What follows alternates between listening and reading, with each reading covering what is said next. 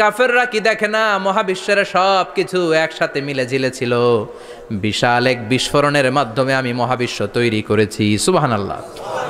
আদিতে শুরুতে কিন্তু সব আকাশ, বাতাস, জমিন, চন্দ্র, সূর্য, নক্ষত্র, গ্রহ, নীহারিকা পুঞ্জ, গ্যালাক্সি, ব্ল্যাক হোল সব কিছু মিলেমিশে একসাথে ছিল।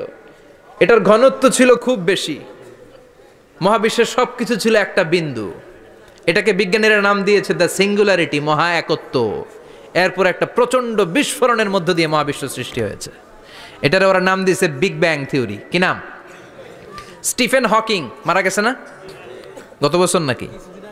হ্যাঁ, বছর খানিক আগে মারা গিয়েছে। সবচেয়ে বড় পদার্থবিজ্ঞানী ছিল। সে একটা বই লিখেছে, from the brief history of time, a brief history of time from big bang two black hole. সেখানে সে প্রমাণ করেছে কোরআনের এই আয়াত, কানাতা রাতকান, মহাবিশ্বের সব কিছু একটা বিন্দু ছিল। চাঁদ, সূর্য, গ্রহ, তারা সব কি ছিল? কথা বলেন, সবাই বলেন। একটা মাত্র বিন্দু ছিল। আল্লাহ বলেন, don't the disbeliever observe that the heavens and earth were joint together, then I separated with a gigantic sound explosion. সব একসাথে ছিল, চাঁদ, তারা, আকাশ, নদী, নালা সব একসাথে। তারপরে একটা বিকট বিস্ফোরণের মধ্য দিয়ে পৃথিবী হয়েছে, এ চাঁদ হয়েছে, চন্দ্র হয়েছে, সূর্য হয়েছে, মহাবিশ্বের সব কিছু এই মহাবিস্ফোরণের মধ্য দিয়ে হয়েছে। চিৎকার করে পড়েন আল্লাহু আকবার। এই যে ছোট্ট পৃথিবীতে আমরা বসে আছি, এই পৃথিবীর চেয়ে সূর্য 13 লক্ষ গুণ বড়। চিল্লায় পড়েন আল্লাহু আকবার। এটা কি বাড়ির কাছের কথা? 13 লক্ষ গুণ বড়, কল্পনা করা যায়? তার মানে কি সূর্যই সবচেয়ে বড়? না, সূর্যের চেয়ে অনেক বড় বড় তারা আছে। ব্যাটেল জিউস নামে একটা তারা আছে মহাকাশে, যেটা যে সূর্য পৃথিবীর চেয়ে 13 লক্ষ গুণ বড়। এই ব্যাটেল জিউস তারা সূর্যের চেয়ে 33 কোটি গুণ বড়। এই ব্যাটেল জিউস তারাটাই কি সবচেয়ে বড়? না, এর চেয়েও কত বড় তারা যা আছে কোনো হিসাব নাই। এরকম বিশাল বিশাল তারা ঘুরতে ঘুরতে মাওয়াকিউন নুজুম, ব্ল্যাক হোল নামে একটা রেঞ্জ আছে। এই রেঞ্জের মধ্যে যদি ঢুকে যায়, ছোট্ট বাচ্চার মুখে চকলেট দিলে বাচ্চা যেমনি চকলেট চুষে খেয়ে ফেলে, এই বিশাল বিশাল তারাগুলো ব্ল্যাক হোলের মধ্যে ঢুকলে এক মুহূর্তের মধ্যে নিঃশেষ হয়ে যায়। চিল্লায় পড়েন আল্লাহু আকবার। এজন্য আল্লাহ বললেন, ফালা উকসিমু বিমাওয়াকিউন নুজুম, এই তারকা নিঃশেষ হওয়ার যে জায়গাটা, এই জায়গার কসম আমি কোরআনের মধ্যে খেলাম। এই ব্ল্যাক হোলের রেঞ্জের ভেতরে তারা আসলে মুহূর্তের মধ্যে নিঃশেষ বানিয়ে দেয় কে? একটা তারার চেয়ে আরেকটা তারা বড়। এরকম হাজার কোটি তারা মিলে আমাদের গ্যালাক্সি। এই গ্যালাক্সির নাম হচ্ছে মিল্কি ওয়ে। কি নাম? আমাদের গ্যালাক্সির নাম কি? সবাই বলেন তো। Milky way. কি নাম? এরকম একটা গ্যালাক্সি না, লক্ষ কোটি গ্যালাক্সি আছে। আমাদের গ্যালাক্সির পরে সবচেয়ে কাছের গ্যালাক্সির নাম অ্যান্ড্রোমেডা। কি নাম? এই অ্যান্ড্রোমেডা গ্যালাক্সি আমাদের গ্যালাক্সি থেকে 2.5 মিলিয়ন লাইট ইয়ার দূরে, মানে 25 লক্ষ লাইট ইয়ার। সুবহানাল্লাহ কইবেন না? আলোর গতি হচ্ছে পৃথিবীতে সবচাইতে বেশি বর্তমান সময় পর্যন্ত, জানেন? সেকেন্ডে কত মাইল? 1,86,000 মাইল। এক সেকেন্ডে আলো ছুটে 1,86,000 মাইল বেগে। এত বেগের কোনো প্লেন বা রকেট নিয়ে যদি আপনি আমাদের গ্যালাক্সি থেকে মিল্কি ওয়ে থেকে অ্যান্ড্রোমেডাতে যেতে চান, তাহলে আপনার 25 লক্ষ বছর লেগে যাবে। সুবহানাল্লাহ বাড়িতে যায় বললেন। এরপর আল্লাহ বললেন, ওয়াস সামাআ বানাইনাহা বিআইদিন ওয়া ইন্না লামুসিউন, আকাশ আমি বানালাম, গ্যালাক্সি আমি বানালাম। বানানোর পর থেকে সবগুলোর আমি প্রশস্ত করতে শুরু করে দিলাম। সব ছিল ক্ষুদ্র, একটা বিন্দুর মধ্যে আমি বিস্ফোরণ করলাম একটা আওয়াজ দিয়ে। আওয়াজটা ছিল কুন। আওয়াজটা ছিল কি? জোরে কন, আবার কন। কুন ফায়া ইন্নামা আমরুহু ইযা আরাদা শাইআন আন ইয়াকুলা লাহু কুন ফায়াকুন। আল্লাহ যখন কিছু করতে চান শুধু বলেন কুন, শুধু বলেন বি। কুন মানে বি, ইট ওয়াজ, এটা হয়ে যায়। হাও বলতে দেরি। এই মহাবিস্ফোরণের নেপথ্যে যে শব্দটা ছিল সেটা ছিল কুন। সেটা ছিল কি? আল্লাহ কুন বলতে দেরি, মুহূর্তের মধ্যে বিগ ব্যাং, বিশাল এক্সপ্লোশন। তারপর থেকে মহাবিশ্ব ছড়াচ্ছে। আল্লাহ বলছেন এই কোরআনের ভেতরে বলে দিয়েছেন, ওয়া ইন্না লামুসিউন, আমি এই মহাবিশ্বকে, এই গোটা ইউনিভার্সকে আমি প্রতিনিয়ত সম্প্রসারিত করছি। প্রতিনিয়ত এটা বড় হচ্ছে, সম্প্রসারিত হচ্ছে। চিল্লায় বলেন আল্লাহু আকবার। আজ থেকে মাত্র 20 বছর আগে এটা তারা আবিষ্কার করেছে। এটা কোন সাল? 2000। 20 বছর পেছনে গেলে কত? 1998, তাই না? এই 1998 সালে তারা আবিষ্কার করেছে সুপারনোভা কসমোলজি প্রজেক্ট। এই সুপারনোভা কসমোলজি প্রজেক্টে তারা এই সিদ্ধান্তে এসেছে যে মহাবিশ্ব কোন নামক এক বিস্ফোরণের পর থেকে যে সম্প্রসারিত হচ্ছে, আজ পর্যন্ত এটা শুধু বাড়ছে আর বাড়ছে, অ্যাক্সেলারেটিং হচ্ছে, এক্সপান্ডিং হচ্ছে, এটা কমছে না, কিয়ামত পর্যন্ত এটা বাড়তেই থাকবে। চিৎকার করে পড়েন আল্লাহু আকবার। এজন্য আল্লাহ বললেন ইয়াসিন ওয়াল কোরআনিল হাকিম, বিজ্ঞানময় প্রজ্ঞাময় কোরআনের শপথ। এই কোরআনের ভেতরে আমি কসমোলজির কথা বলেছি, অ্যাস্ট্রোলজির কথা বলেছি, জিওলজির কথা বলেছি, ফিজিক্সের কথাও বলেছি। সুবহানাল্লাহ। ফিজিক্স মানে কি? পদার্থ। পদার্থের সবচেয়ে বড় উপাদান হচ্ছে লোহা। লোহার কথা কিন্তু কোরআনে নাই। আছে? কই আছে? হ্যাঁ, সূরাতুল হাদিদ, লোহার নামে একটা সূরা দিয়েছে আল্লাহ কোরআনে। সুবহানাল্লাহ পড়বেন না? সূরার নাম সূরাতুল হাদিদ। সূরার নাম কি? চিল্লায় বলেন সূরার নাম সূরাতুল হাদিদ। হাদিদ মানে লোহা। আল্লাহ বললেন ওয়া আনজালনাল হাদিদা ফীহি বা'সুন শাদীদ।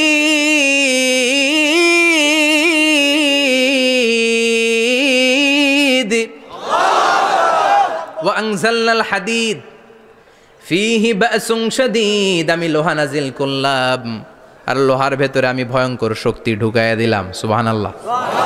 ফিহি মানাফিউ লিন-নাস, লোহার ভেতরে মানুষের জন্য অনেক কল্যাণ আছে। সুবহানাল্লাহ। লোহা ছাড়া পৃথিবীতে কিছু হয়? আংটি বানাতে লোহার দরকার আছে না নাই? ঘড়ি বানাতে, গাড়ি বানাতে, বাড়ি বানাতে, মোবাইল বানাতে, হেলিকপ্টার, প্লেন, রকেট, মাইকের স্ট্যান্ড। সুবহানাল্লাহ কোন? এমন কোন জিনিস নাই যেটার মধ্যে লোহা লাগে না। এজন্য আল্লাহ বললেন এই লোহার নামে আমি একটা সূরা ডেডিকেট করলাম, ওয়া আনজালনাল হাদিদ ফিহি বা'সুন শাদীদ, আমি লোহাকে নাজিল করেছি। আল্লাহ বলেছেন, খেয়াল করে শব্দটা শুনেন, ওয়া আনজালনাল হাদিদ, আমি লোহাকে উপর থেকে নাজিল করেছি। কি করেছি? কথা বলেন।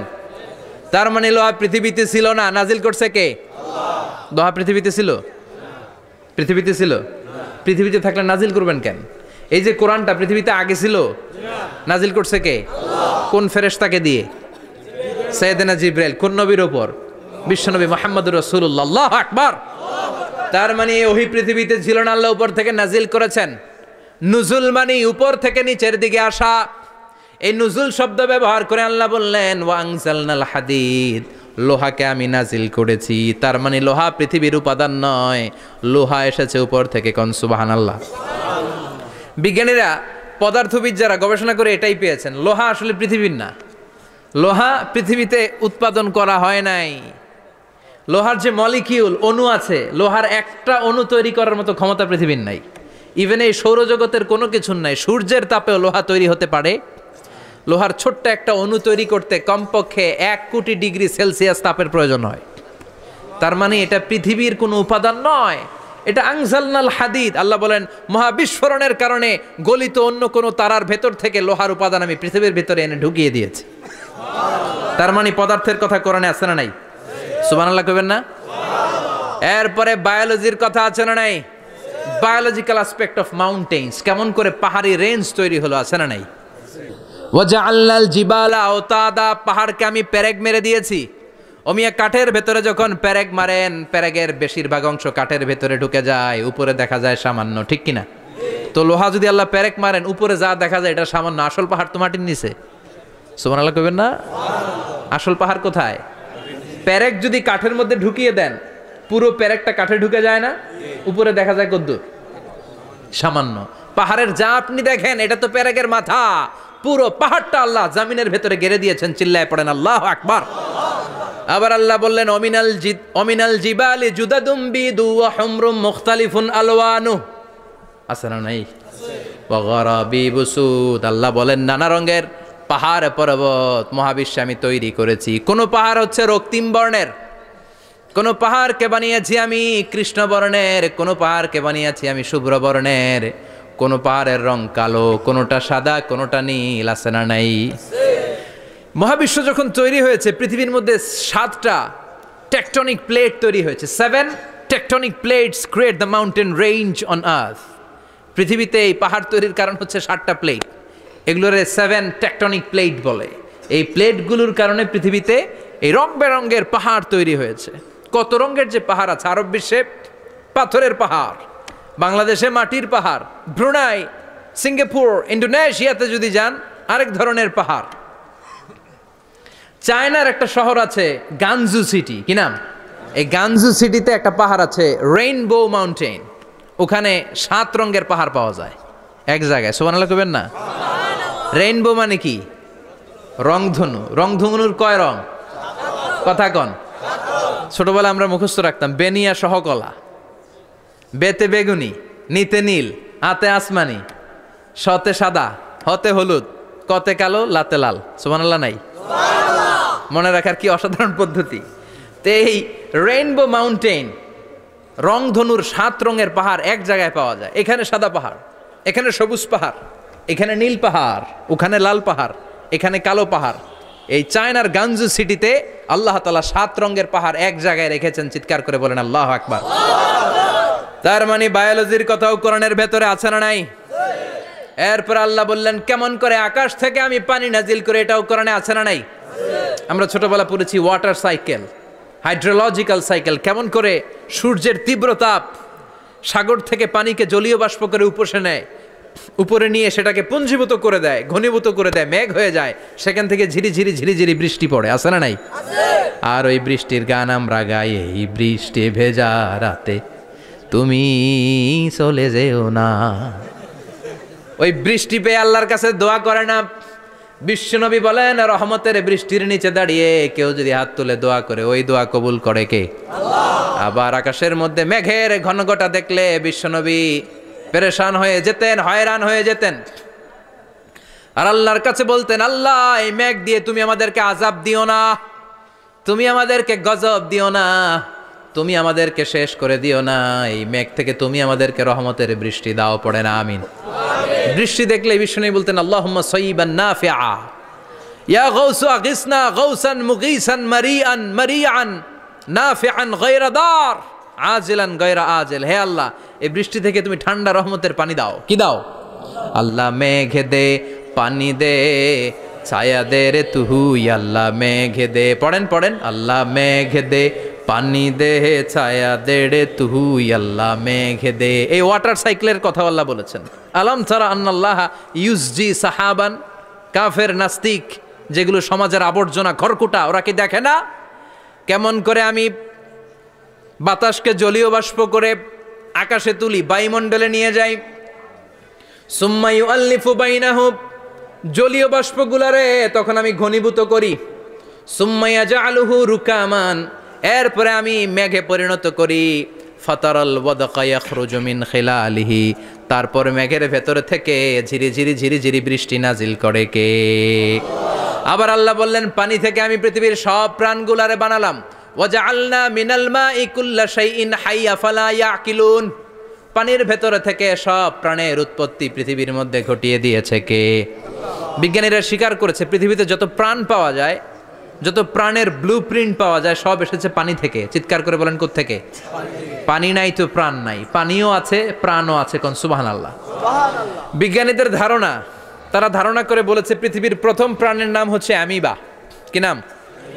ওরা বলেছে এটা এককোষী জীব, it's a very small unicellular organism found ever in the world.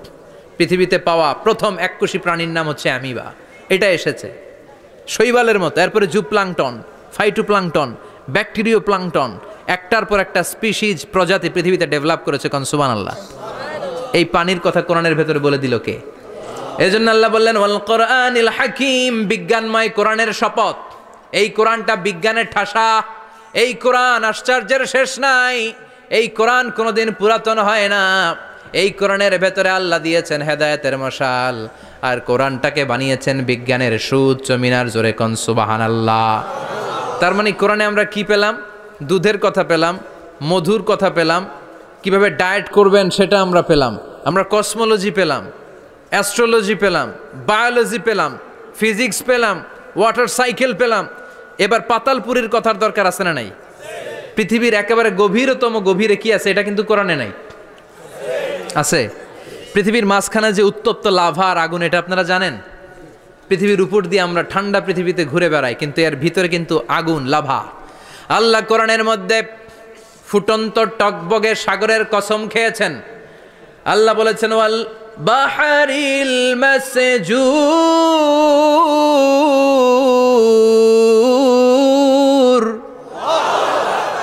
আমি কোরআনের ভেতরে ফুটন্ত টকবগে সাগরের পানির কসম খেলাম। পড়েন সুবহানাল্লাহ।